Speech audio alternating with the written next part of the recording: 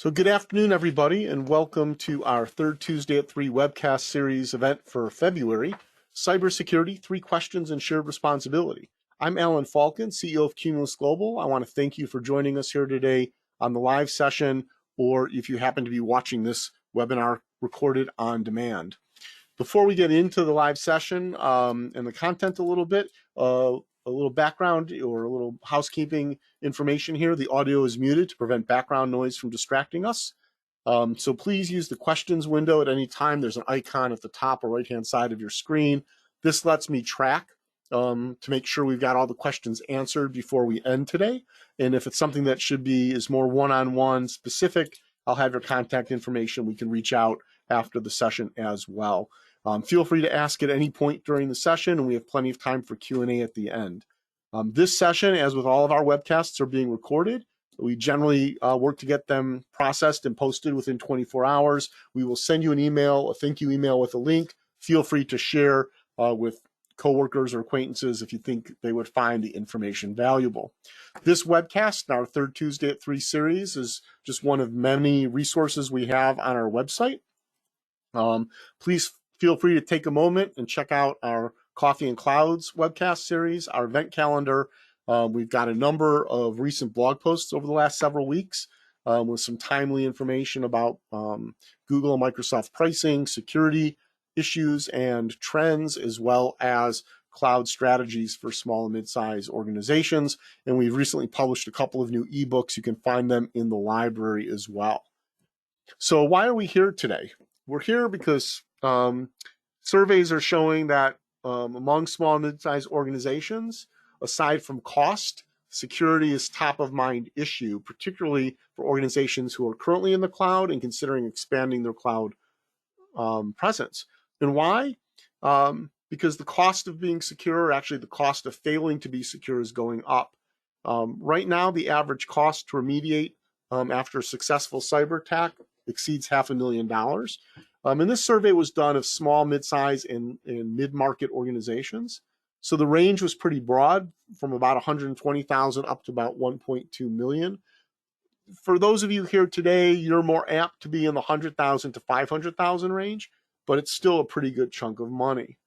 And how do we know you're a target? Because we know that 43% of cyber attacks resulting in data breaches involve small and mid-sized businesses, and 68% of those businesses have reported at least one cyber attack during the previous year that they're aware of. And so it's a pretty high ratio. Now, again, not all of those attacks are successful, but they're out there and they're prevalent. And so when you look at the business impact of a successful cyber attack, 37% of those who are victims of a successful attack suffer significant financial loss. 25% filed for bankruptcy within 6 months, and 9.7% will actually go out of business. 9.7% will actually end up failing, going out of business within 6 months of a successful attack. And it really depends on the level of disruption and your ability to return to operations, and then your ability to return to normal operations, which we'll talk about in a little while, are two different things, but both very important considerations. So we started this, session and really talked about 3 questions around cybersecurity, and we actually posed these originally in a blog post to start conversation about cybersecurity and strategy and tactics, and really focused on very specific aspects of cybersecurity. And so the 3 questions are: first, how do you protect your user devices?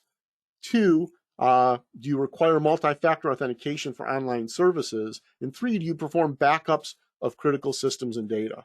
And so why did we pick these 3 questions? Well, we picked these 3 questions because they're generally indicative of a couple of things. When we work with small businesses on cybersecurity, and most small businesses, again, limited budgets, limited scope of what they do, aren't going to deploy every single security tool or system or service out there. And so one of the ways we help small businesses streamline their cyber protections is, look at a couple of components. One, what do they need to do from a regulatory or an industry standpoint, such as PCI compliance with credit card and financial information, or maybe you're under SEC or FINRA rules if you're in the investment business, as well as HIPAA compliance, things of that nature. The second is, Are you protecting yourself from the most common forms of cyber attack? And are you protecting yourselves from the most damaging? And when you look at those three things and you put in the protections you need for those three types of cyber attacks, you're generally going to be very well protected, actually more protected than most small and mid-sized businesses from any type of cyber attack. And so we picked these three questions because they hit on different aspects of cybersecurity and cyber attack prevention and adaptation. And so when we looked at why these questions, we thought about, okay, we have our cyber security CPR model. The P is protect and prevent. These questions cover the physical devices, which isn't just your mobile device. It's not just computers, it's everything. And protecting those devices isn't just antivirus. It extends into physical access and control, human access, remote data access. It's not just the traditional view of, oh, I've got antivirus, I'm protected. It goes above and beyond that. If a device is lost or stolen, you have the ability to retrieve the data or brick it or prevent someone from being able to access it. It also is indicative when you talk about protecting your user devices. It's about those, these questions also deal with user identities and accounts, right? And that's really where multi-factor authentication for online services comes in. We could have asked about, do you force strong passwords and things like that? Those are really point. Most organizations still don't run multi-factor authentication, which is really based on the assumption that at some point you will have user identities and accounts compromised. There'll be some form of breach where someone outside your organization has access to a username and password for a system or a service within your organization or one that you use. And that access is the opportunity to do harm. And multi-factor authentication is key to preventing a compromised identity from being used. So we ask about multi-factor authentication because it indicates, are you just looking at things, or are you also looking at how you protect their people, their identities, and their access? And the third question goes beyond protect and prevent and really talks about recovery and response. And it's, understanding that no method of protection or prevention is perfect, asking about backups of not just data, but systems, really talks about how well could you recover and respond, and how deeply have you thought about how cyber attacks can damage your systems, not just your data, right? So, and we'll get into all of this in a little bit more detail in the coming moments. So we picked these three questions as a representation of how mature your understanding and view and protections and response around cybersecurity and cyber attacks might be. So diving in a little bit deeper, protecting user devices, why? Well, it's, everyone thinks about ransomware, but there's all sorts of other malware out there right now. In fact, in a recent blog post, we talked about a trend in cybersecurity where cyber attackers are getting into your environment and they're mining the data. They're never actually encrypting your data and demanding a ransom. They might come after you in ransom and saying, hey, we've got your data, here's some proof. If you don't pay us, we're going to release it publicly, which could be embarrassing or damaging to your reputation in business. Or they might just be taking the information and attempting to sell it to your competitors. The way we need to protect our devices is another reason why we ask and focus on it. It's no longer just about finding simple virus profiles in files that come down as attachments or get loaded or copied from a disk, remember those, or USB drive or off the network. We're seeing malware hitting end user devices, computers, PCs, Macs, laptops, desktops, smartphones, doesn't matter, in several new ways. Obviously, we still see it embedded in other content like attachments. We also see it now in websites where pages load and auto download things behind the scenes. We're seeing malware embedded in image files that get downloaded or cached in your system, as well as videos. In fact, there have been some prominent news sites with third-party content where videos in that third-party content, which auto-run when the page loads, included payloads of malware going down to visitors.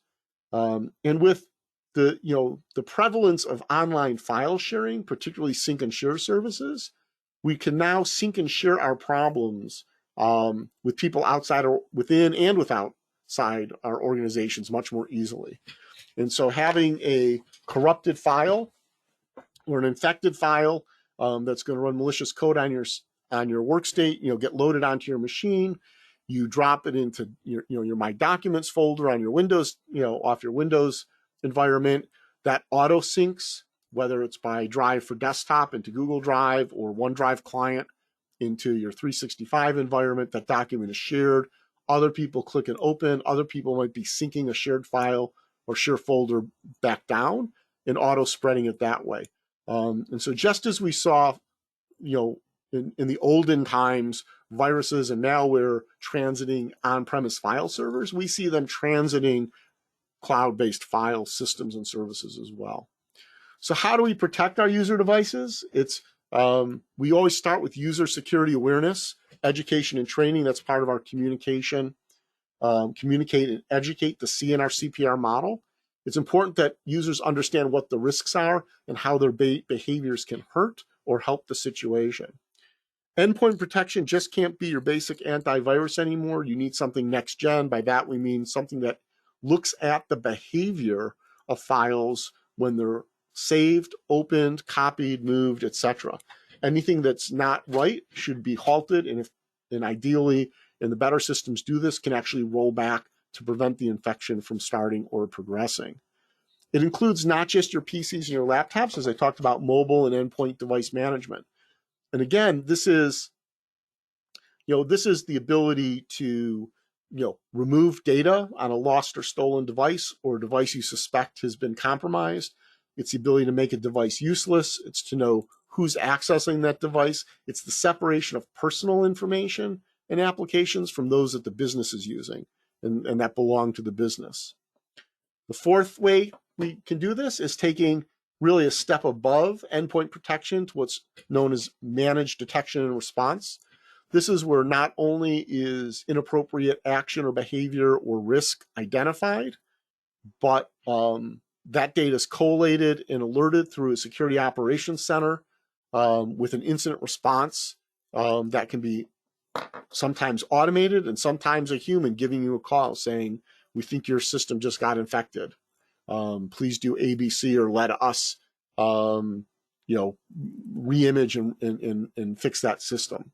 And finally, we protect those user devices by not just backing up data, but having a continuity solution in some form of DR services, particularly for critical workstations. And this is where we'll talk a little bit more about getting back to operations, right? So it's one thing to say, all my data is in the cloud. That's great if everything's synced and everything's been saved on your local hard drive in a place where it will sync. And even then, it's a next step up to say, well, I back up all the data on my laptop. So if the laptop happens, I can restore it. That's great. That's different than having a continuity solution. Hard disk fails in a laptop, order a hard disk. Best case, it comes, maybe same day, most likely overnight. You have to install it, format it, load the operating system, reload all your software, and then restore your data. Having a continuity solution means not just backing up the data, but backing up an image of the system in a way that either on another piece of hardware or in a virtual machine in the cloud that you can access through a browser or a thin client, you have the ability to spin up a safe version of that machine and the data from that point in time. You can then update any new data that's been backed up since that image, and you're up and running. And it can be the difference between getting up and running within hours versus days or even a week. We asked about multi-factor authentication. Why? Because identity and access management is key to any security program and profile. And it's important to prevent identity compromise, but it's also important to prevent the use of compromised identities. And so obviously we don't want people to be able to figure out your username and password, but if and when they do, we want those to be relatively useless. And it's effective. It's highly effective. Microsoft estimates that 92% of cyber attacks using compromised identities can be stopped with multi-factor authentication in place. That's pretty powerful, right? And knowing that humans do silly things like use our work email to access third-party tools, and our passwords tend not to be very distinct or unique, or they fall into algorithmically simple patterns that make it easier to guess. The likelihood of identity compromise on a system that you're using, internal or a cloud service you're using, is pretty reasonable. And so preventing that from being able to be used is critical to a good security program. It also shows a little more maturity than just simply having complex passwords and forcing password changes every 30, 60, or 90 days. How do we do this? Again, user security awareness. People should understand why they have the inconvenience of multi-factor authentication, what it brings to the table, what you're trying to protect and prevent, and how it works. And the place where most people start are using the MFA solutions that are built into many of the services you're running. Now, this can lead to a lot of texts and a lot of different logins and passwords and a lot of inconvenience for the users. So some organizations will step up to a single sign-on service where they have one user identity that they authenticate, which then controls what access they have to other applications and data. That comes with a cost both for setup and system, but for ongoing maintenance and administration.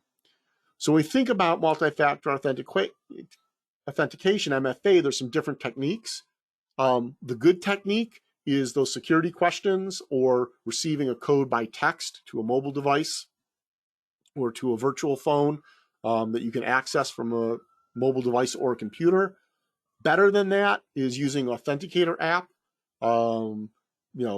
that either prompts you to look at the app and enter a code, or will issue a pop-up on your phone.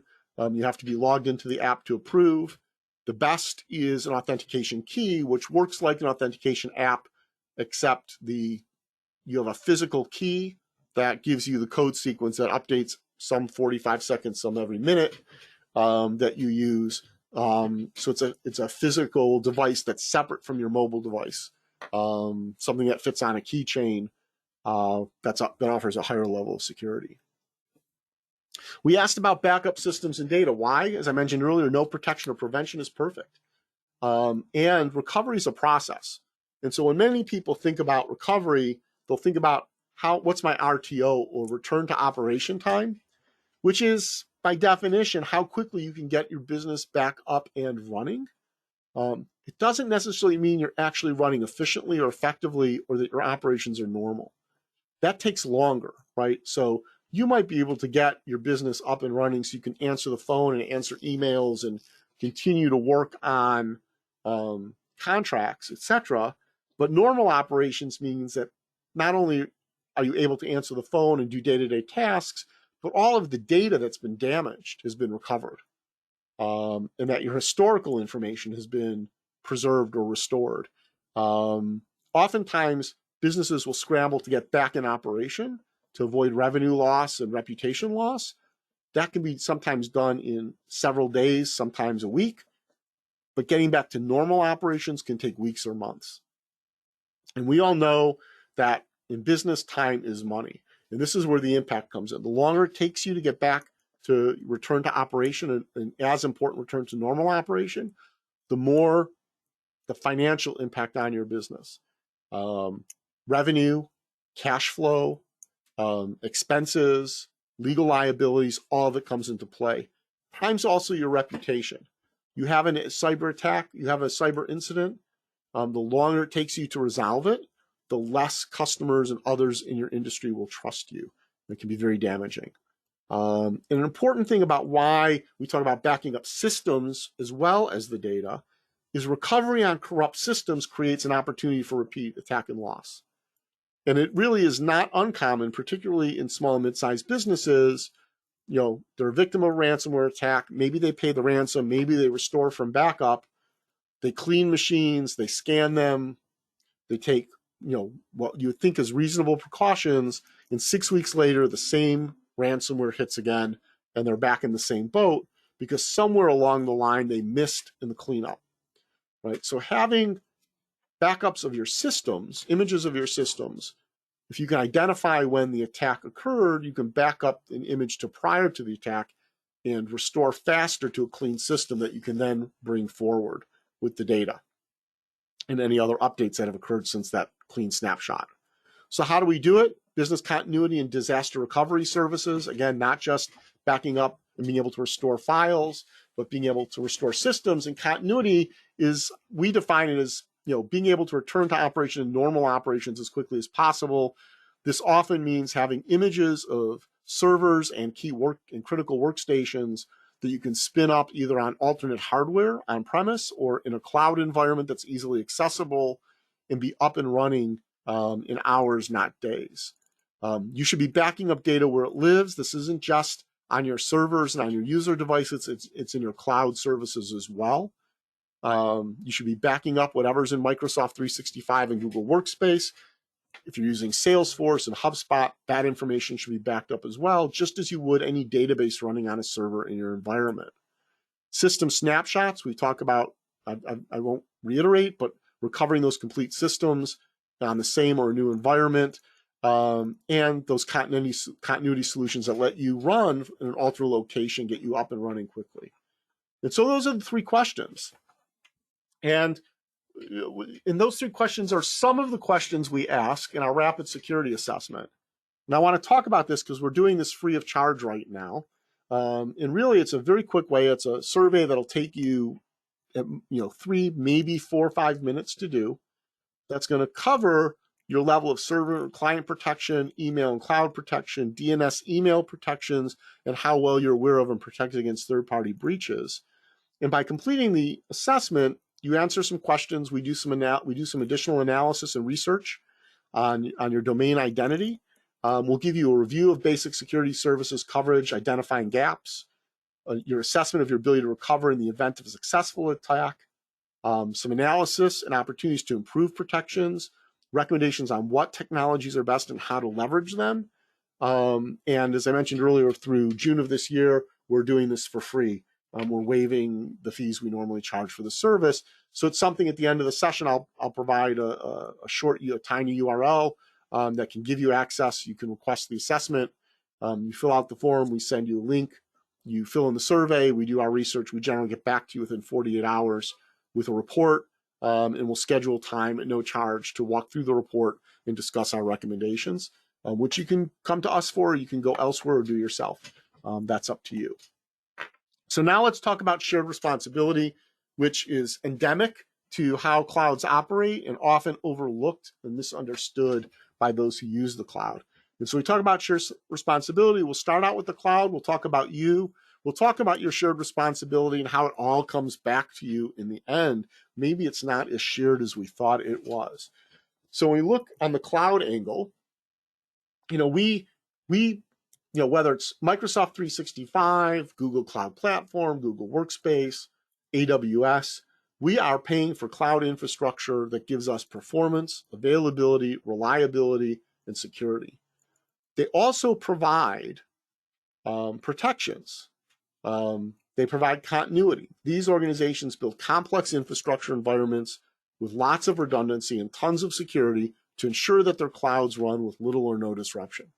They're not perfect, but they're meeting their service level objectives and, in general, more reliable than on-premise. They have the ability to recover, but really not for us.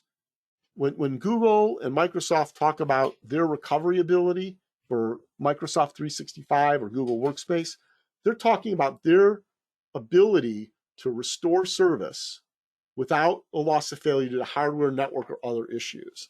So it's really about them being able to continue to provide the service to you, not necessarily your data, your workflows that you're doing in the service. But they also provide us the capability, which is providing us with the ability to secure and protect our data based on our usage of their services, right? And this is where it starts to come back to you or us, as we're also subscribers, because we control how we manage and protect our data. And in particular, we control who can access the services, who can manage, edit, suggest, or view files and folders, who can access various features within each of the productivity suites. In the model, well, the presentation really is talking about Microsoft 365 and Google Workspace's productivity suites. This model extends into Microsoft Azure, into the services you use in GPC, into Amazon Web Services, if you've got storage or processors running there. It really, you control who can do these things. We also control which applications and services can connect and integrate, and which applications and services will share user identities. So in effect, the shared model puts a lot of the burden on us, and I'm probably going to repeat myself on that point.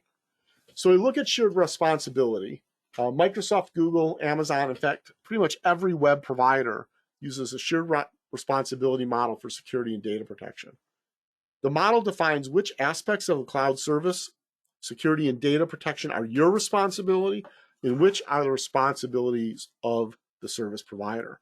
And so when we look at Microsoft, and I'll quote what they say in their documentation regarding Microsoft 365 and Azure. It's, quote, in an on-premise data center, you own the whole stack. As you move to the cloud, some responsibilities transfer to Microsoft. The following diagram illustrates the area of responsibility between you and Microsoft according to the type of deployment of your stack. So when you look at this and you think about, okay, I've got, a domain controller, a file server, and a database server on premise. I'm responsible for everything. The data, the data center or the computer room, the physical network, the physical machines, the operating system, applications, all of my identity management with Active Directory, accounts, devices, information, data, software, the whole 9 yards, it's me. When you look at something like Microsoft 365, that's at the other end. That's software as a service, right? Microsoft is providing everything. You have a shared responsibility when it comes to identity and directory infrastructure. They provide tools to do it. And depending on how you're integrating Microsoft 365 with Azure or your on-premise directory service, more of the load might be Microsoft's than yours or vice versa, depending on how you want to manage it. But the actual accounts and people's identities, the devices that connect, and all of your information data remains your responsibility. When most small and mid-sized businesses move into Microsoft Azure and you're doing things like remote desktop, you're at the platform as a service or PaaS level. And again, you can see that you're still responsible for user identity and access management, device connectivity, and allowed devices, and all of your own information and data. What you share with Microsoft expands a little bit beyond the directory infrastructure into some of the applications and the network controls necessary to provide the environment. But here again, at that platform as a service, Microsoft is even managing the operating system for you. And so you've got that in place. And what this really means is it puts the onus, even if you're in a SaaS environment, to control the access, the permissions, the backup and recovery capability for anything you're doing in a SaaS environment in the cloud. Google's the same way because they don't do on-premise. They don't have that option in their graph, but you can see the delineation between Google's responsibility and user responsibility is pretty spot on, similar to what Microsoft is. It's a comparable model. This just reflects the different architecture and the way the two companies view the world. Google says that data protection is not only the responsibility of the business using Google Workspace services, nor is it only that of Google in providing those services. Data protection on the cloud is instead a shared responsibility, a collaboration between the customer and the cloud service provider. As a Google Workspace customer, you are responsible for the security of components that you provide or control, such as the content you put in Google Workspace services and establishing access control for your users.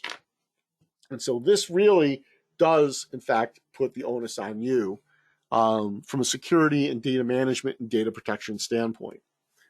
And so it comes back to you, and what are the basics, right? We want to make sure that you understand your shared responsibility and that you meet your data security and protection obligations. And the most basic way to do that is to configure and use the security and data protection features included within Microsoft 365 or your Google Workspace subscription, whichever one you're working with. And there are basic protections, right? And they're more advanced. So depending on your licensing with Google Workspace or Microsoft 365, for example, you may have advanced threat protection or data loss protection features. Both offer multi-factor authentication at no cost. Both have a no-cost option for that. You can get pretty sophisticated. At the same time, however, you're going to need more than that, right? We've already talked about the need for backup and recovery of all of your user content in those environments, as well as data located on end user devices and on-premise or hosted services that may or may not be connected with those environments. We recommend, and Google and Microsoft both support this, that you have advanced threat protection for your inbound email. Now, Microsoft includes advanced threat protection in some of their licenses. They offer their own product to go with licenses that don't have it included. And on the Google side, we work with third-party providers. And we can do the third-party with Microsoft as well, that bring in that capability that do more than just basic spam and virus protection. They're doing the heuristics, they're pre-testing links, they're doing extra validation of sender identity and validity. They're opening, they have a sandbox where they can open attachments and watch for unacceptable behavior or code execution that shouldn't be there. An important service that can dramatically improve your level of protection. Depending on your internal policy or any industry and regulatory requirements you have, archive e-discovery should be in place. And obviously, we've talked about continuity services for mission-critical servers and end-user devices, PCs, as well as phones, things of that nature. And so it really puts the shared responsibility back on you. And this is where we get to our action. And so what are the action items, knowing that you have this responsibility? The first is to assess your environments and needs. And it doesn't have to be a complex consulting engagement. We can give you a rapid security assessment at no cost. bit.ly/CGRSA23 is the link. It's there. There's a QR code if you want to scan it. From there, you'll have an assessment of what you need, some recommendations, and some rough estimates of what it might cost you. And then you can decide what's of value to you. Again, we're not talking about implementing every security capability or feature. We're talking about putting what's necessary to provide the right value when it comes to protection, an appropriate level of protection for your business that's within your budget and that minimizes wherever possible, user or administrative inconvenience, and sort of striking that gentle balance around security services that people will work within and not try to bypass or avoid. But with that data from the assessment, you can define your value proposition. We can talk and we'll make recommendations, but we can plan a solution strategically or tactically as necessary and help you execute. And so you can contact, if you have other questions about security or where we go with this or the types of things we recommend, you can also, there's another QR code there for an intro call with one of our cloud advisors. We're happy, no obligation, no cost, to get on the phone or get on a Google Meet or a 365 Teams meeting and discuss your current situation, your needs, your priorities, and work with solutions for you. So I've covered a lot of ground today. I moved a little quick. I can tell my throat's a little dry. So now is a great time, if you have questions, to open that questions window and ask away. If nothing's coming to mind right now, or you're watching this on demand, you can contact us either to schedule a call with one of our cloud advisors. You execute that bit.ly/CG intro call link or use the QR code. You'll actually be given times when we're available. You can simply pick a time that's convenient for you, or send us an email at info@cumulus.global.com if you want to reach out to me. My phone number's there, but please send me an email. I'm bad at it. I don't answer the phone when I'm busy, and I'm bad at following up on voicemail messages. I don't have an assistant, so if you email me something, you'll get in my inbox. I'll return the email, get back to you quickly, or if I can't, I'll have a member of my team get back to you and follow up with you later. So at this point, I will halt the recording for those who are watching this on demand. Feel free to contact us with any questions. Thank you for joining us today. Appreciate your time and attention.